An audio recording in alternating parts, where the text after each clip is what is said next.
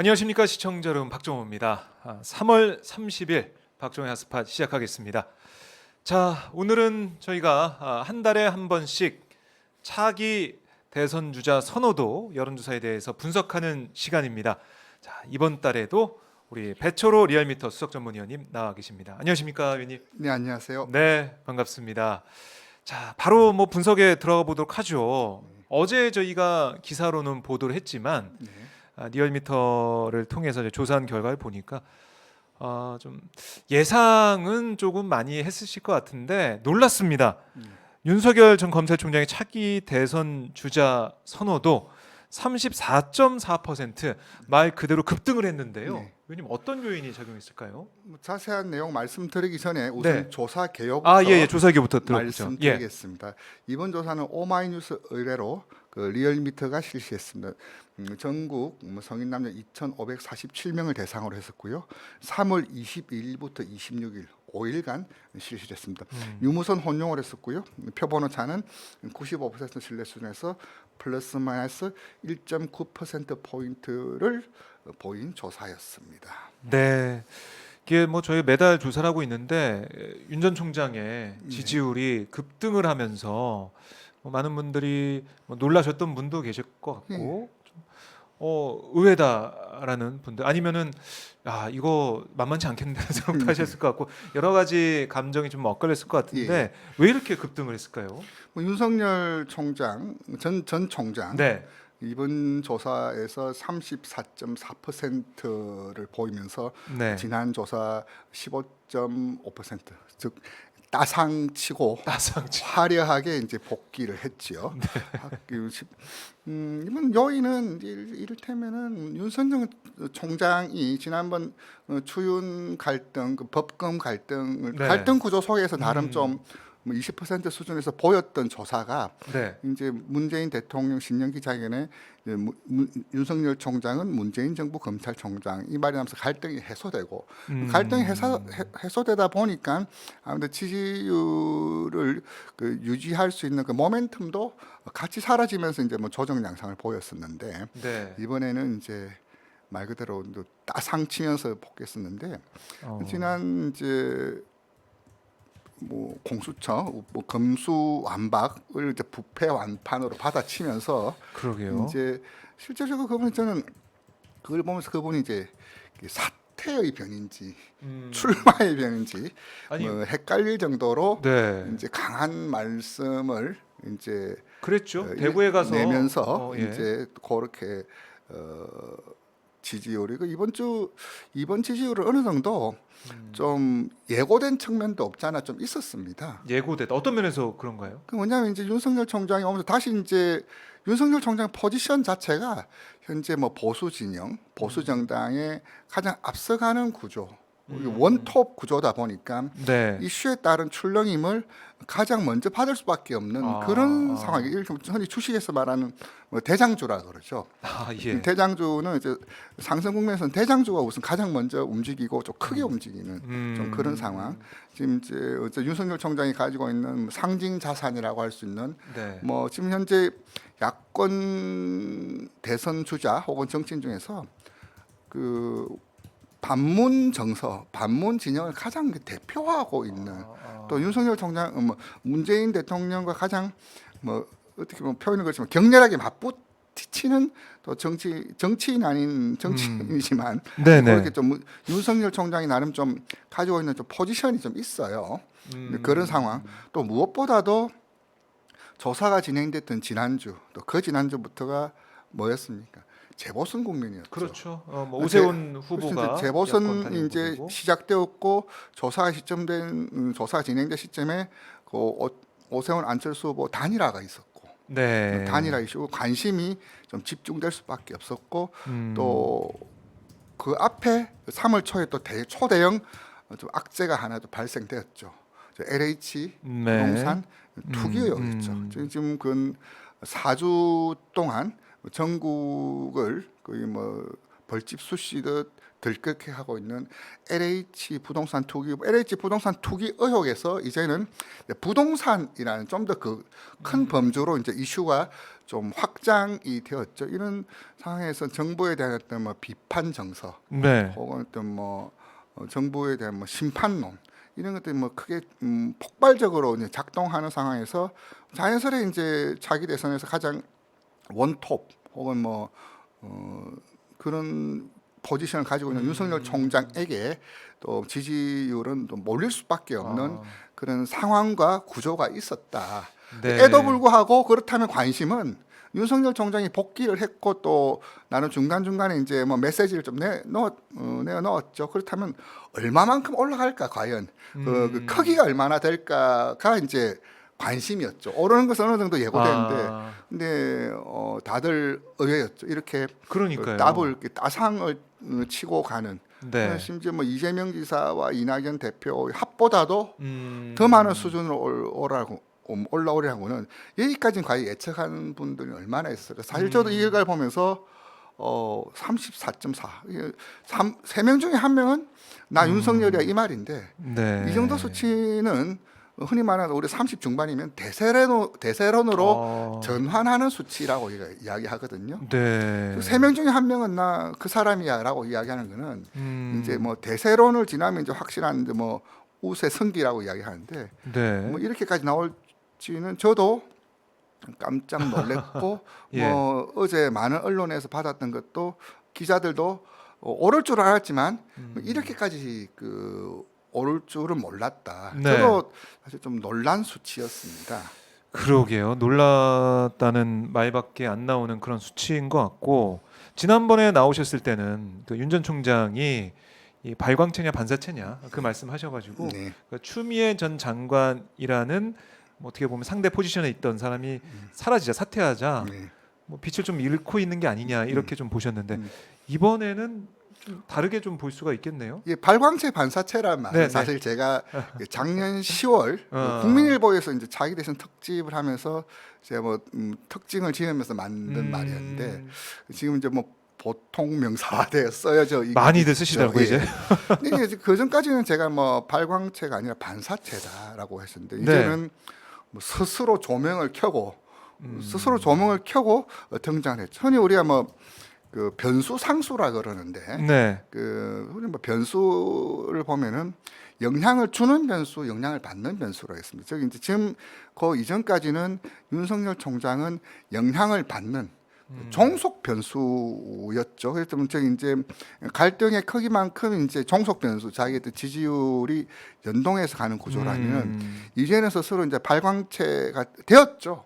거꾸로 독립 변수가 되었죠. 독립 변수가 됐다. 독립 변수라는 영향을 주는 변수거든요. 네네. 영향을 받는 변수가 아니라 이제 어쨌든 뭐 전국의 중심으로 차기 대선 구도에서 가장 앞서가는 여야 통틀어서 가장 앞서가는 상황이다 보니까 이제 그 부분에 어떤 운동 하나, 말 하나, 행동 하나가 이제 영향을 이 정치 현실뿐만 아니라 내년 대선까지도 네. 영향을 주는 변수로 그렇게 뭐 질적 변화가 이루어진 시기가 이번 조사의 특징 아니냐 그렇게 좀 말씀드릴 수 있습니다. 이번 조사를 통해서 달라진 그런 상황 설명해 주셨는데 그러면 어쨌든 이게 보수 진영이 똘똘 뭉친 결과로 봐야 되잖아요. 이번 그렇습니다. 아까 상황 설명을 쭉 해주셨 LH 사태부터 해가지고 야권 단일화 컨벤션 효과부터 해서 다 뭉쳐 있는 게 윤석열 전 총장의 투영이 됐다라고 볼 수가 있는 거겠죠.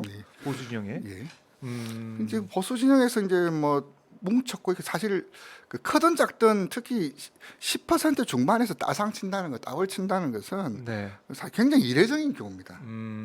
뭐 앞자리 수만 바뀌어도 뭐 놀랐다, 서프라이즈 이런 수준인데 어떻게 한 순간에 이렇게 배에 가까운 신장률을 보인다는 것은 아주 흔치 않은 경우인데 한번 세부적으로 그 윤석열 총장 지지도 흐름을 보면 특성별 보면은 먼저 뭐 권역 지역에서 보자면 TK에서 좀 많이 올랐습니다. TK에서 20.3%에서 45.8, 그 25.5% 포인트 올랐죠.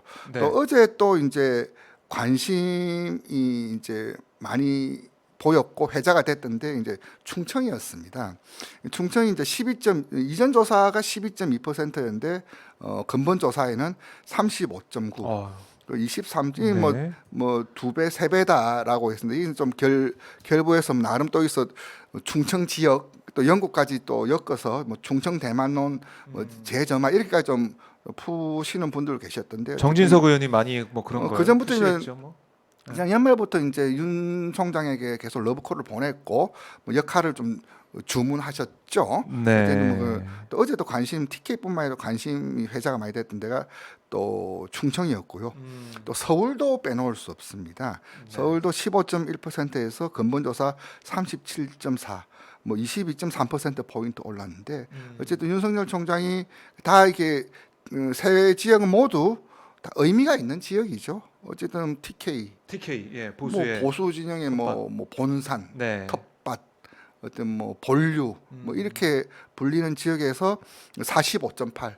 TK에서 절반은 다음 대선 윤석열 아니냐라는 의견을 보였다는 것은 굉장히 뭐 출발해서 탄탄했다는 점. 네. 또 아까 충청 해석했죠. 예를 들어 뭐 연고. 어쨌든 우리 정치에서 이제 뭐 지역주의가 지금 많이 좀 해소는 되었지만 네. 그래도 아무래도 그 선거를 함에 있어서는 자기 지지 기반을 가질 수밖에 없거든요. 그것이 이제 뭐 세대든 그 이념이든 이제 지역이든. 특히 이제 지역 같은 경우는 이제 세대와 이념 같은 경우는 쉽게 뭐 체감할 수 없는 느낄 수 없는 거라면 지역은 아주 물질화되어서 그 지역에서 뚜렷한 흐름이란 게 네. 좀 발산이 되죠. 특히 이제 충청. 또 하나 서울이에요. 서울은 뭐 어떻게 좀 볼 수가 있을까요? 일단은 그분이 이제 뭐 서울에서 뭐 충암고 출신이죠. 이제 서울 네. 지금까지 그 영남 출신, 호남 출신이었다면 서울에 이제 출신이라는 점. 그렇게 엮이네요. 또한 그런 점하고 어쨌든 이번이 또 서울이 지금 선거 국면이잖아요. 아. 이 선거 상황하고 또 결부되면서 네. 같이 이제 시너지 효과가 좀 났다는. 어쨌든 서울에서도 이렇게 높은 지지율을 보였다는 점, 이 점은 윤석열 총장도 네. 굉장히 좀 관심 있게 볼 것이고요. 또 하나 뭐 아하. 60대와 50대. 60대 50대. 예, 고연령층에서 전체 흐름을 좀 주도했고 또 이념 성향별로 보자면 보수층 전번 조사에서 보수층이 26.5%를 보였는데 이번 조사 52.5. 쏠렸네요. 절반 넘었죠. 거의 네. 뭐 답을 쳤는데 뭐 여기서 보수층 또 중도층에서도 또 변화. 지금 그런 세부 이제 특성별 변화에서 보면은 전통적 지지 기반이라고 할 수 있는 층에서 강한 결집을 보였다. 네. 어쨌든 이 층에서 뭐 윤석열 총장 어찌 보면 이분들이 윤석열 총장이 이제 사라지면서 좀 갈증. 우리 후보는 우리 선수는 누구냐라고 네, 이제 네. 뭐 목말라 했었던 상황에서 윤 음. 총장이 뭐 사퇴하고 이제 정치권을 뭐 이렇게 선언을 안 했지만 뭐 네. 선언을 안 했을 뿐 지금 거의 뭐 윤석열 총장을 뭐 정치인으로 보고 있죠? 안 보는 사람은 없죠. 네. 뭐 그런 데서 뭐 어떤 반응 또 아까 말 선거 상황에서 이제 그런 요인들로 해서 어쨌든 윤석열 총장이 뭐 모든 지역 뭐 연령대 계층에서 올랐지만 특히 이제 보수의 또 핵심 지역이라 할 수 있는 뭐 TK, 네. 60대 보수층 이 층에서 절반 수준을 확보했다는 것은 예. 어쨌든 윤석열 총장 지지도가 출발이 굉장히 좀 탄탄하게 출발하고 있다. 뭐 그렇게 좀 정리할 수가 있겠습니다. 네. 뭐 이게 조사 결과 자체가 윤 전 총장한테 너무나 뭐 좋게 나왔기 때문에 세부적으로 봐도 뭐 뭉쳐 있고 뭐 쏠리고 몰리고 이런 수치가 나오고 있는데요. 그럼 여기서 궁금한 건 과연 윤 전 총장의 이 급등한 지지도, 선호도가 유지가 되겠느냐? 또 앞으로 어떤 요인들이 윤 전 총장의 그 앞날을 좌지우지할 수 있겠느냐? 이런 것 좀 어떻게 보고 계세요? 전망은 굉장히 사실 좀 뭐 조심스럽습니다. 네. 개인적으로 보자면 뭐 현재 수준에서 강보합 양상을 그래요. 좀 유지하지 않을까. 상당히 높은 상태로 쭉 더 갈 수 있다는 지금 거예요. 사실 그 좀 조정 국면이 있겠지만은 네. 현재 뭐 34.4% 이번 조사 때 보였죠. 하지만 좀 다소 좀 조정을 받더라도 30 초반선에서는 네. 이 현지세를 좀 유지하지 않을까라고 좀 보여지는데요. 첫 번째 우선 말씀드리고 싶은 것은 다른 후보들이 보이지가 않아요. 다른 후보들이 안 보인다. 이제 보수 진영 내에서 보수 진영 내에서. 그렇죠. 이제 그래서 일단 몰릴 수밖에 없다. 전체 총장한테. 전체 합도 있지만 네. 뭐 보수층 안에서 또 범여권 안에서 이렇게 좀 갈래를 놓고 봤을 때 네. 지금 윤석열 총장 말고는 지금 그다음 주자가 오세훈. 뭐 오세훈, 음. 뭐 홍준표, 안철수. 안철수 이런 상황인데 뭐 오세훈 후보는 아마 다음 조사 때 뭐 자연스럽게 뭐 빠지지도 않을까 싶어요. 왜냐하면 네.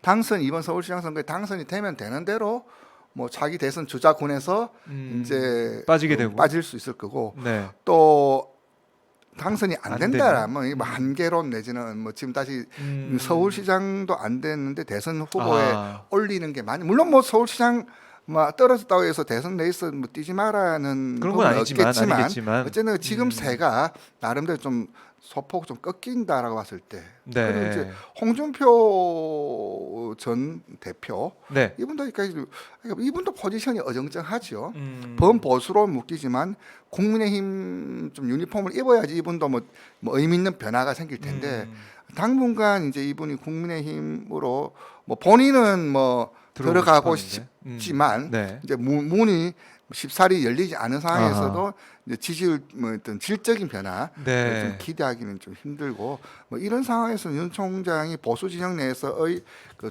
뭐 독주는 뭐 예견되어 있고 또 이제 4월 재보선이 끝나고 네. 그다음에 좀 여전히 어쨌든 지금 뭐 두석이 어떻게 될지는 모르겠지만 그 어쨌든 지금 정권 심판론이 굉장히 좀 비등한 상황에서 어쨌든 뭐 정부에 대한 비판적인 어떤 정서 그런 견해가 지역이 높은 상황에서는 네. 윤 총장 지지도는 뭐 당분간은 뭐 현재 수준으로 뭐 좀 조정은 되겠지만은 네. 30 초반선에서 당분간 뭐 횡보 내지는 그 수준은 유지할 것으로 개인적으로 좀 봅니다. 네, 이게 사실 윤 전 총장이 추미애 장관 사퇴 이후에 네. 뭐 사그라들고 잘 보이지 않는 그런 모습을 좀 우리가 볼 수가 있었는데 이게 참 여러 가지 상황이 좀 겹치다 보니까 예. LH 사태부터 해가지고 그렇죠. 예. 여러 가지 상황이 겹치다 보니까 지금 보수 쏠림 현상, 뭐 정권 심판론도 계속 주장하고 있는 그런 모습이 보이면서 윤석열 총장한테 관심이 모아진 그런 조사 결과 아닌가 생각이 드는데. 네. 한번 저희가 매달 체크를 해보고 점검해 보도록 하고요. 이어서 이제 2위를 보면 2위는 이재명 경기지사예요. 지난달보다는 소폭 하락을 했죠. 23.6%에서 이번 달 21.4% 조금 하락을 했는데요. 대통령과 뭐 민주당 지지율, 뭐 부동산 문제 이런 것 때문에 하락을 했다 이렇게 볼 수 있을까요? 어떻게 예, 맞습니다. 네. 지난 그 추세선을 놓고 봤을 때 윤 총장이 뭐 지난 작년 10월부터 좀 나름 뭐 두 자릿수 보이면서 했지만 이재명 지사와 이낙연 대표는 항상 두 분 합이 40 중반선에서 계속 유지를 했었어요. 두 분의 뭐 앞서거니 뒤서거니했지만 뭐 많이 올랐을 땐 두 분의 합이 네. 뭐 50%를 넘은 적도 있었고 계속 지난 뭐 여름 이후로는 두 분의 합이 40 중반 수준에서 네. 계속 그 안에서 이제 뭐 제로섬 비슷하게 좀 움직였었는데 근데 이번 같은 경우는 이제 좀 간격도 벌어지고 좀 약간 좀 지지율 좀 움직임도 좀 보였습니다. 저는 이제 네. 이번 조사 왜 아까 제가 이 말씀을 드렸냐면 이번 조사의 특징을 하나로 한마디로 말씀드리자면 네. 그 확실한 불확실성. 확실한 불확실성. 예, 뭐 네. 이런 게 좀 이번 조사의 특징을 그렇게 개념 내지는 네이밍을 하고 싶은데요. 네, 네, 네. 이번 달 이전 지난 연초까지만 해도 좀 불확실한 확실성이었어요. 말이 어렵습니다. 좀 어려운 거예요. 불확실한 확실. 즉 이제 이재명, 이낙연 혹은 제3의 후보 누가 되더라도 뭐 대선은 그래도 뭐 민주당 범여권 아니냐라는 그런 확실성이 있었죠. 누가 될지는 불확실하더라도 결국은 이제 대선은 이제 뭐 현재 여권 아니냐라는 그런 불확실한 확실성이었다면 이번 조사는 좀 확실한 불확실성. 근데 불확실성이 점점 커졌고, 저희 이제 윤석열 총장이 등장하면서 이제 여권 야권 모두 쓰리 쿠션처럼 이제 변화가 되는 거죠. 이를테면 야권에서도 뭐 윤석열 총장의 출마를 뭐 바라고 윤석열 총장 등판함으로써 좀 수혜 내지는 네. 뭐 도약으로 좀 생각하시는 분도 있어요. 음. 저는 개인적으로 대표적으로 이제 뭐 유승민 전 대표를 네. 좀 보고 싶어요. 어쨌든 간에 야권이 좀 흥행부진하고 뭐 저분이 뭐 이리 오는 거야 안 오는 거야 이제 뭐 그런 것들이 이제 좀 정리가 됨으로써 야권의 후보로 하면서 야권 안에서도 그렇다면 상대가 생긴 거죠. 이제 뭐 우리 윤석열을 상대로 이제 레이스를 펼쳐야 되는 좀 그런 상황인데 네. 그래 보자면은 윤석열 총장, 홍준표 대표, 네. 또 황교안 전 대표, 음. 원희룡 지사 뭐, 지사. 다 법조인 검사 출신들이에요. 그렇네요. 좀 놓고 보니까. 그렇죠. 일단 네. 뭐 검사라는 자기 캐릭터가 있고 또 이제 유승민 대표는 이런 경제통이시고 경제. 예. 그러다 보니까 어쨌든 이 보수 진영 내에서도 그런 윤석열과 이제 합을 맞추는 여러 후보군들이 생기면서 이제 보수 진영에도 변화가 생겼다라면 사실 이보다 더 이제 속내가 좀 복잡한 쪽은 아무래도 여권 쪽이죠. 지금 LH 부동산 투기 의혹에서 발생되었던 것이 이제 그게 이제 좀 굳이 이제 분류하자면 형사 사건 투기 의혹 뭐 내부 정보 이용한 형사적 문제라면 이제 그 투기 의혹에서 이제 부동산 문제로 네. 이제 뭐 경제 문제로 불길이 점점 더 커지고 이제 뭐 성격적으로 지금 달리하는 이런 상황에서는 범여권 후보들도 그 직격탄 혹은 뭐 피해에 비껴날 수 없었다라고 보여지고 이제 여권 후보에게 어쨌든 저기 대통령 지지율이란 거는 그 바톤을 받는 기본 미천일 수밖에 없고 네. 정당 지지율은 이제 토대일 수밖에 없는 그런 어떤 여권의 어떤 한계 내지는 뭐 원천적인 어떤 그런 구조일 수밖에 없는 상황에서 네. 지난 한 달 전국을 들끓고 지금도 뭐 그러니까 해법이 그 터널 끝이 보이지 않는 부동산 문제에서는 결국 이재명 지사나 이낙연 대표도 그 힘을 그 하방 압력에서 비껴나지 못했다. 네. 뭐 그렇게 좀 말씀드릴 수 있겠습니다. 아하. 뭐이 LH 사태로 이제 촉발된 부동산 민심이 뭐 결국에는 재보선 판세뿐만이 아니라 대권 주자 선호도 여기에서 큰 영향을 미쳤다. 그래서 이제 확실한 불확실성이라는 것이 아직 이제 저는 뭐 지금 이슈가 부동산 이슈가 좀 해소되면은 네. 범여권 진영도 이제 진열을 정비하고 이제 뭐 어느 정도 좀 회복을 하고 뭐 과거 수준처럼 급속하게 뭐 빠른 폭으로는 안 되겠지만 그래도 회복을 하리라고 보는데요. 네. 지금 현재 상황을 이제 이번 조사 놓고 자면 이제 그 정권 심판론이 비등하고 뭐 이러저런 조사에도 보면은 뭐 정권 교체 혹은 뭐 다음 선거는 뭐 야당 지원 이런 다음 대선은 야당 지원 이런 식으로 어쨌든 지난 1년여 전 혹은 심지어는 지난 그 올 초까지만 해도 상상할 수 없었던 네. 그런 현상 그런 아. 수치들이 나타나고 있다는 것은 네. 어쨌든 법여권인 입장에서는 뭐 긴장 정도가 아니라 이게 이런 식으로 가는 대선을 뭐 어떻게 승리할 수 있겠느냐 그런 문제까지도 이번 4월 7일 저녁이 되면은 예. 그런 말도 나올 수 있는 상황 아니냐 저는 그렇게 또 봅니다. 이렇게 상황이 급변해 버리네요. 그렇죠. 이게 한국 정치의 뭐 특징이라고 할 수 있는 이게 뭐 역동성이라고 해야 되나요? 아니면 뭐, 네. 뭐 불확실성이라고 해야 되나요? 아니면 뭐 이런 급변하고 있는 데서 어쨌든 지금 이번 4월 7일이 어쨌든 한번 분수령 흐름의 큰 뭐 분수령이 될 수밖에 없다. 뭐 이전부터 계속 나왔었던 이야기였죠. 네. 그러면 이렇게 한번 여쭤볼게요. 지금 여권 아까 이제 보수 그 야권, 그러니까 야권 전체로 봤을 때는 윤석열 총장이 이제 앞서 나오고 있고, 그러면 범여권, 그러니까 여권을 통틀어서 볼 때는 지금 이재명 지사가 앞서가고 있죠. 그 3위권 이낙연 대표와의 차이도 이제 큰 상황인데, 그럼 여권 내에서는 이재명 지사가 독주 체제를 가져갈 수 있다 이렇게 보시나요? 어떻게 좀 예상하십니까? 저는 이번 조사를 좀 이제 이재명 지사의 그 현 이번 조사를 좀 봤을 때 제가 네이밍을 한다라면 네. 이상한 독주. 이상한 독주. 그 뭐 독주 뭐가 이상합니까? 그 뭐 독주는 독주인데 네. 앞에 저 멀뚱히 앞에서 나가는 선두이기 때문에 뭐 독주는 독주예요. 근데 제가 이상하다라고 말씀드렸다는 것은 뭐 이상의 반대말은 뭡니까? 정상? 정상이죠. 네. 저 정상적으로 이렇게 자기 지지층이 좀 결집되고 다지고 이제 메시지를 던지고 이런 피드백 받으면서 뭐 선순환 과정에서의 어떤 그 과연 이재명 지사가 나도 1등이네 네. 좋아할까요?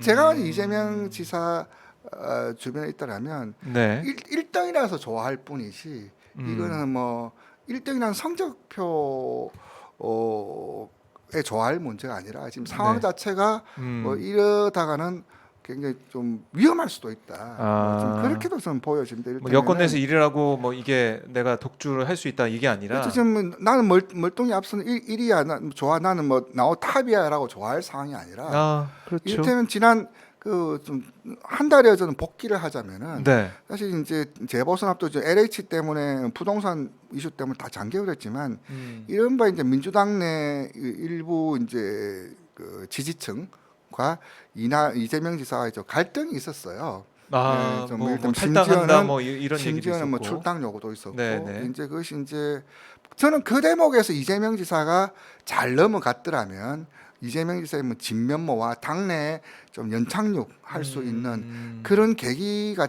잘 될 거라고 저는 어떻게 이 문제를 푸는가가 이제 악재를 잘 넘어가면은 이재명 지사에 대한 재평가가 당내에서 이루어지고 네. 여러 가지 좀 다지기가 될 상황인데 음. 그 국면이 지금 LH 국면으로 막 쓰나미처럼 모든 게 다 쓸려 가버렸죠. 이제 이건 다시 한번 4월 재보선이 끝나면 다시 또 재연될 거라고 봅니다. 그래서 뭐냐면 이재명 지사에 대해서는 여전히 좀 불편해하고 또 미심쩍어하고 또 여러 가지 이제 그런 대립각을 세우다가 이제 엉거주춤 돼버렸는데 다시 이제 대립각이 나올 텐데 이재명 지사는 좀 그 시기를 4월 재보선 전에 네. 해소를 하고 갔으면은 4월 재보선 이후에는 좀 한층 지지율이 좀 더 단단해지거나 더 이제 확장성을 좀 보일 수도 있는 계기였는데 네. 4월 지나면 다시 이제 해야 될 상황이고요. 그런 상황에서 이재명 지사가 이번 조사에서 나름 뭐 흐름을 좀 유지했지만 네.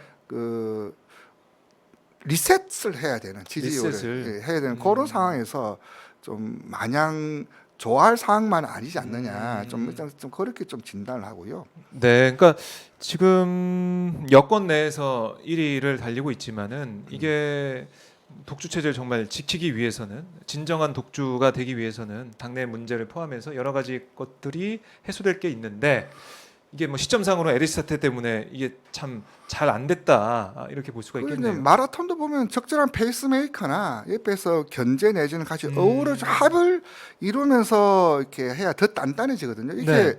혼자서 멀뚱히 지금 이위 없는 독주 체제는 지금 상황에서 이재명 지사에게 그렇게 마냥 좋아할 상황만은 좋아할 만한 상황 아니다. 아니라고. 왜냐하면 서로 이제 좀 보완도 하면서 네. 그 상황에서 자기 했던 내용들을 이제 던지기도 하면서 이렇게 다지면서 확장하고 이런 식으로 이제 다질 시기였는데 지금은 했습니다. 그래서 저는 아까 제가 그 말씀이 그런 것도 이제 악재가 이제 불거질 때 어떻게 해소하는 과정을 네. 거치면서 이제 당내 이제 그런 불편해하는 또 미심쩍어하는 그런 시각들을 좀 적절히 해소하면서 가고 해소하면서 이 시기가 어쨌든 지난 2월 3월 달 좀 있었더라면 이 수치도 나름 좋아할 텐데 네. 그래서 제가 리셋이란 말을 또다시 이제 선거 끝나면 해야 될 상황 아니냐 네. 그런 차원에서 말씀을 드린 거예요.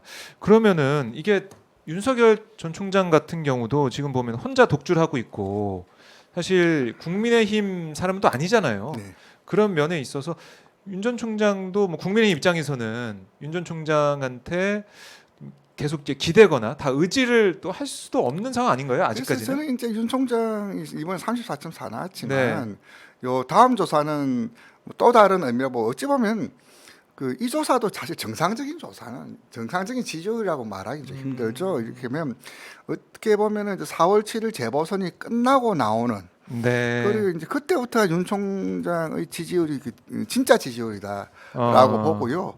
어떻게 보면 그것도 너무 이르다라고 말씀하시는 분도 있어요. 네. 저도 그 얘기는 뭐 공감 동의를 하는 것이 그분이 무슨 내용으로 뭐 어떻게 보는지에 대한 어떤 내용을 보고 판단할 수 있는 그러니까요. 지지율도 아니라는 거죠. 내용을 모르니까. 근데 언제까지 그런 뭐 기대감에 아하. 그 말 한마디. 반정립에 기초한 자기 정체성은 한계를 가질 수밖에 없거든요. 이제 어느 정도 이분이 이제 그 뭔가 보여줄 때 네. 진짜 윤석열의 생각하는 대한민국은 이런 대한민국이구나. 윤석열이 만들려고 하는 사회는 이런 사회라는 걸 알아야지 그 지지율이 온전한 자질이 되는 거지. 근데 문재인에 대해서 뭐 대들고 문재인 정서를 반문 정서를 대표하니까 윤석열이다.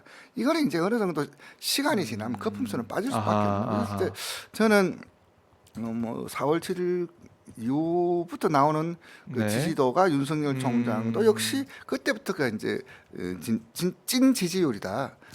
그렇게 좀 찐 지지율. 예, 말씀드릴 수 있습니다.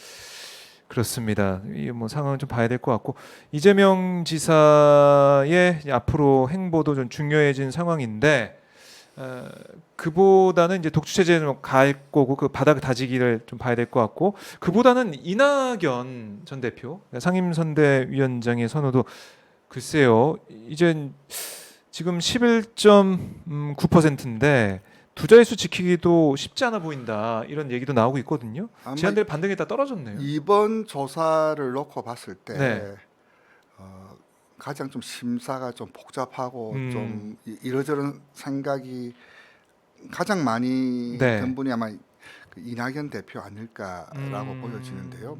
지난 8월 네. 지난 8월 24.5% 25% 수준에서 이번 조사 11.9 12% 정확히 반토막이 나버렸고 네. 나버렸죠.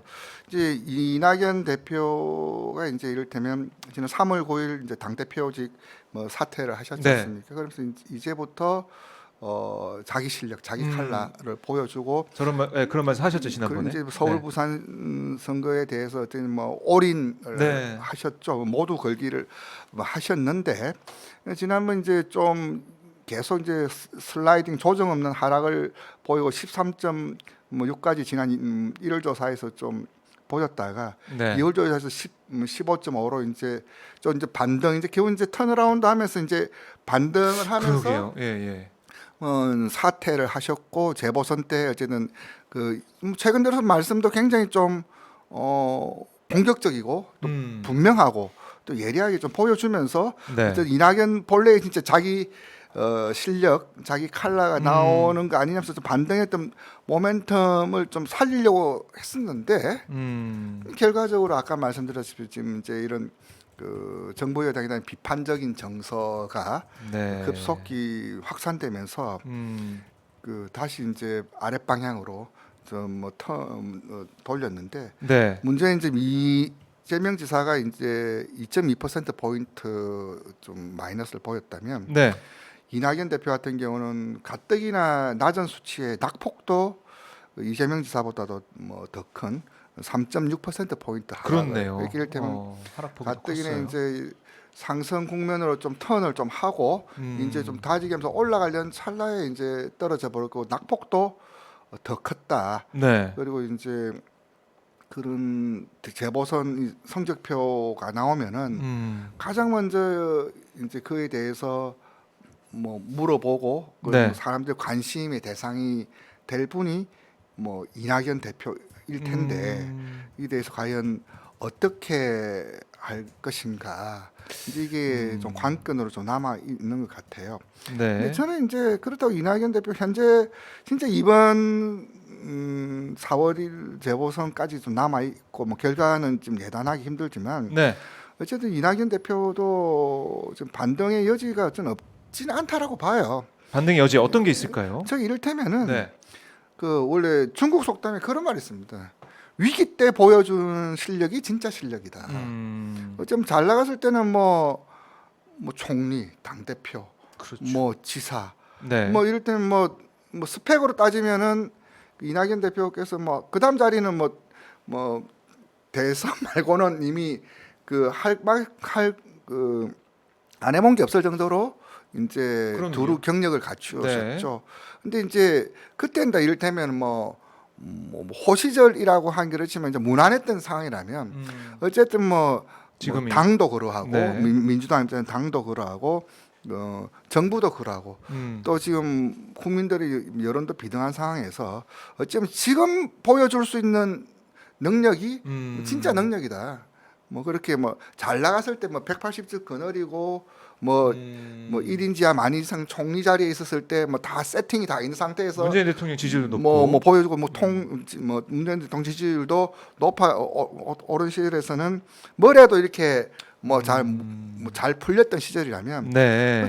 지금 위기 이제 때. 보여줄 수 있는 비록 이제 결과와도 또 무관할 수도 있어요. 이런 뭐냐면 그 젖잘사라는 말이 있잖아요. 네, 졌지만 잘 싸웠다. 절심만 잘 싸웠다. 저 뭐냐면 그 정치인들에게는 당장의 뭐 성패, 뭐 당락 네. 또 중요하지만 저 분이 어떻게 어떤 사람이구나를 제대로 알고 평가받을 수 있는 그런 계기를 마련해 주는 것도 굉장히 큰 그 요인이거든요. 네. 이번에 뭐 당의 정체성에 부합하고 지금은 분노로 인해서 그 뭐 들끓어 있지만 언제까지 이 상황이 가지는 않을 거잖아요. 하지만 돌이켜 보니 그때 뭐 이낙연 대표의 말이 정확했고 이낙연 대표의 해법을 한번 우리가 곱씹어 볼 만하고 뭐 이낙연 대표의 어떤 이러저런 것들이 이제 평가의 근거들을 만들어 준다라면 이낙연 대표도 이제 당장은 좀 아프겠지만 그런 계기들도 저기 이제 뭐 거듭 돌아와서 말씀드리면 지금 실력이 진짜 실력이다. 뭐 계속 말씀은 자기 칼라 실력 보여주겠다는데 네. 지금도 이낙연 대표 과연 진짜 우리 사회가 이낙연을 얼마큼 필요하고 이낙연은 우리 사회를 위해서 얼마만큼 보여줄 수 있는가를 갖추었느냐를 보여주는 것도 이낙연 대표에게는 지금 이제 마지막 기회일지도 하고 또 뭐 어떻게 보면 반전할 수 있는 반등의 기회가 될 수도 있겠네요. 더 이상 이제 이분 떨어질 자리가 없잖아요. 사실은 네. 뭐 여기서 더 떨어지면 이제 본인도 거취를 심각하게 고민할 만큼 그 직전까지 온 상황이기 때문에 또 그 정도는 또 아실 분이기 때문에 네. 아마 어찌 보면 이낙연의 진짜 실력은 지금부터 요 선거 요 전후까지가 아니냐 좀 그렇게도 좀 봅니다. 예, 선거 전후로 이낙연 이 상임선대위원장 어떤 역할을 할 건지 그리고 부동산 문제, 부동산 민심 오늘 뭐 어제부터 뭐 그저께부터 계속해가지고 이제 부동산 문제에 대해서 강한 목소리를 메시지를 내고 있기 때문에 네. 이런 것들이 어떤 평가를 받을지 그렇죠. 다음 달 뭐 여론조사 결과를 보면은 나타날 걸로 보이고요. 자 이렇게 1, 2, 3위 좀 정리를 해봤는데 글쎄요 다른 후보들은 뭐 오세훈 후보는 서울시장 선거에 나가 있기 때문에 여론에 노출이 좀 많았죠. 급등이 된 거 좀 올라간 것 같고 안철수 후보는 후보도 뭐 단일화 네. 국면에서 뭐 주목을 뭐 많이 받았죠. 받은 상황이고 홍준표 의원 같은 경우는 유지를 하고 있는 그런 상황인데 이 대선 주자 지지도 참 이번 달에 좀 많이 놀라고 많이 좀 생각을 해볼 수 있는 그런 상황이었습니다. 그럼 저희가 그래도 잠깐 4.7 재보궐선거 얘기를 잠깐 좀 해봐야 될 것 같아요. 아무래도 지금 박영선, 오세훈 두 후보의 지지율 격차 글쎄요 지금 추이를 쭉 보면 그러니까 공개된 여론조사 추이를 쭉 보면 많이 좁혀졌다라고만은 볼 수 없을 것 같아요. 제가 봤을 때는 지금 이제 추이만 좀 봐주시죠. 단일화 이후 이제 발표된 조사를 보자면은 네. 뭐 조사 기간마다 조사 방법별로는 좀 다르지만은 이제 오세훈 후보 같은 경우는 가장 뭐 높게 나온 곳이 이제 TV조선 조선일보 오히려 칸타에서 한 3월 27일 조사에서 55.7. 네. 단일화 직후 이제 바로 저희들이 이제 오마이뉴스와 리얼미터 한 조사에서는 55.0. 네. 그럼 높게 나온 데서는 55, 55.7 이렇게 나왔고요. 네. 문화일보 엠버레인 조사에서는 이제 오세훈 후보가 47.3%를 보였습니다. 박영선 후보도 이제 그 좀 낮은 수치를 보이는 데는 이제 그 TV조선 칸타에서 했던 30.3에서 네. 좀 가장 높게 나온 조사는 오마이뉴스 리얼미터 의뢰로 3월 24일 날 단일화 바로 직후에 했던 36.5 네. 이렇게 좀 간격이 좀 큰 곳은 20% 중반을 보인 조사부터 좀 적은 곳은 한 17% 포인트. 이제 네. 구간은 좀 다르지만은 10% 후반에서 20초 이렇게 좀 현재 좀 간격을 좀 보이고 있는 것이 이제 지난 주말까지 네. 발표된 여론조사 음. 내용입니다. 예. 그러니까 이게 뭐 지지율 격차라는 게 글쎄요. 뭐 여러 가지 여론조사 방식과 맞습니다. 이 차이점이 다 있기 때문에 그걸 네. 맹신할 수 없지만은 네. 추이나 추세를 저희가 본다는 맞습니다. 말인데, 그렇게 보셔야 됩니다. 네, 그러니까 근데 조사 개요를 조금 예. 설명을 조사 해주시죠. 개요 말씀 예, 예. 언급했던 조사 개요 말씀드리면 네네. 그 오마이뉴스 리얼미터 요 조사는 그 오마이뉴스 의뢰 리얼미터가 실시했고요. 3월 네. 24일 조사를 했습니다. 음. 표본 오차는 95% 신뢰 수준에서 플러스 마이너스 3.5% 포인트를 보인 조사였고요. 네. 그 문화일보 의뢰 엠버레인 조사는 3월 26일에서 27일 했습니다. 서울 800명, 표본 오차는 95% 수준에서 플러스 마이너스 3.5% 포인트를 보인 조사였고요. 네. TV조선, 조선일보 의뢰 칸타 코리아의 산 조사는 3월 27일에 실시를 했습니다. 서울 803명을 대상으로 했고요. 오차 범위는 95% 신뢰 수준에서 플러스 마이너스 3.5% 포인트를 보인 조사였습니다. 네. 자, 뭐 이게 지지율이 어떻게 보면은 조금 차이가 난다는 건 추이로 저희가 볼 수가 있는데, 그럼 앞으로 이제 선거가 한 8일 정도 남아 있지만 어떤 변수가 남아 있다고 생각하십니까?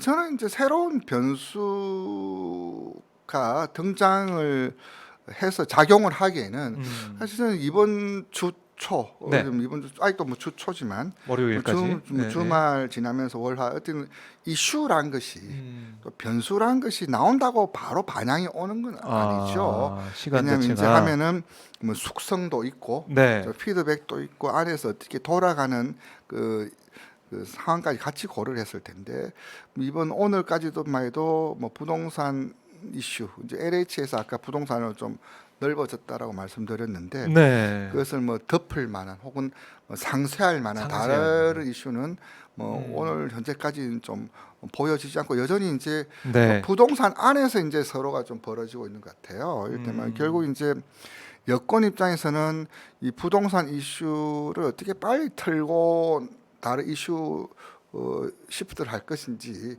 이게 이제 문제니까 좀 다른 이슈를 통해서 그걸 하기에는 이미 물리적 시간도 좀 빡빡하지 아하. 않나.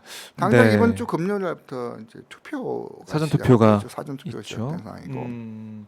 그러면 그걸로 이런 이제 네. 보수 야권 입장에서는 어쨌든 이 흐름을 부동산 이슈, 부동산 정책 실패를 뭐 선거일까지 어떻게 잘 핸들링하면서 끌고 갈 것인가가 남은 것 같고 지금 결국 이제 부동산 문제의 처리가 네. 부동산 문제를 어떻게 풀 것인가가 이번 선거에서 좀 이슈 관점 역시 뭐 변수를 볼 때는 그렇게 아닌가라고 봐요. 처음부터 끝까지는 부동산. 처음부터 이렇게 끝까지 이제 가는 뭐 거네요. 부동산 선거로 좀 그렇게 가는 것 같습니다. 그러면은 이런 얘기도 많이 하더라고요. 이번 뭐 재보궐 선거는 사실 투표율이 낮기 때문에 예. 얼마만큼 지지층을 투표장으로 그렇죠. 발걸음을 옮기게 할 것이냐, 투표율이 낮으니까 조직 선거가 될 것이다, 이런 얘기도 좀 하고 있는데 어떻게 보십니까? 투표율은 선거 네. 캠페인에서 매우 중요한 요소입니다. 그 음. 미국 같은 경우도 보면은 그 GOTV라 그래서 네. Get Out the Vote. 아. 뭐 우리 오마이뉴스 그리고 이제 리얼미터 유튜브 시청자들은 네. 뭐 그 정도 영어는 충분히 소화를 하실 수 있어서 제가 쉬운 거는 좀 쉽게 합니다. Get Out the Vote GOTV라 그러는데 네. 결국 이제 마지막은 모든 선거원에서는 그 투표율 투표 동료로 그 선거 캠페인을 마무리할 수밖에 없습니다. 왜냐하면 현재 뭐 지지율 뭐 55대 36, 뭐 47대 30 이것도 여론 조사 수치고요. 그렇죠. 투표장에 나와서 투표를 찍어야지 이게 찐 수치가 되는 거예요. 투표장에서 이 수치가 다 투표장에 나온다라는 전제에서 네. 뭐 했을 때 47대 32네 55대 32네 이게 맞지만 이게 뭐 그 투표율이 안 나온다면 네. 더 뭐 덜 나온다면 이 이 수치는 이제 변동의 여지가 그렇죠. 있을 수밖에. 그래서 결국 네. 이제 마지막에는 이제 투표율을 그 신경 쓸 수밖에 없는 건데 좀 이제 이 여론조사가 찐 결과가 된다라면 이 사람들도 투표장에 나온다는 전제가 있어야 되는데 네. 결국 투표율 변수는 이제 좀 매우 중요합니다. 제가 이게 말씀을 좀 길게 드렸던 것도 뭐냐면은 네. 특히 이번 선거가 이제 전국 동시 선거가 아니다 보니까 그렇죠. 휴일도 이제 아니고. 뭐 그때 그저 쉬지도 않고 네. 또 뭐 사전 투표가 보장되었지만 그래도 아무래도 동시 선거만큼 이제 투표율 좀 빠지지 않을까라는 것이 좀 일반적인 좀 관측이고 네. 그리고 이제 뭐 여러 좀 회자되는 언급되는 것이 보면 뭐 조직 뭐 기초 풀뿌리 그 기초가 강한 뭐 민주당 그 여권의 어떤 그 투표율 네. 그리고 이제 바람 현재 뭐 그 부동산 이슈를 타고 가는 야권에서의 어떤 투표율이 어떻게 나타나느냐 이것이 이제 마지막적 관전 포인트일 수밖에 없고요. 네.